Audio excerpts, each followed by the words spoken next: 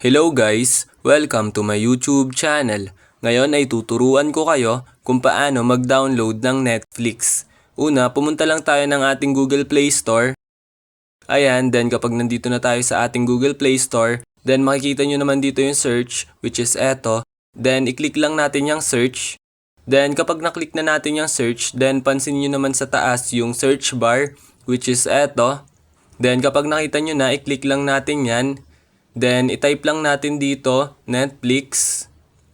Ayan, i-type lang natin. Then, kapag na-type nyo na, then search.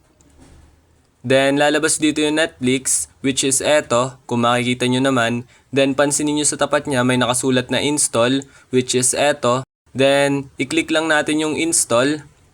Then, ayan, maglo-loading na siya. Kung makikita nyo naman. Then, wait lang natin yan matapos. Ayan. Then, kapag tapos na siya, diretso install na rin siya. Then, kung makikita nyo naman, open na yung nakalagay sa tapat niya, hindi na install. Ibig sabihin, na-download na natin ang ating Netflix dito sa ating cellphone. Ayun, ganun lang na makadali mag-download ng Netflix. Ayun lang. Thanks for watching. Subscribe me for more videos like this. Thank you!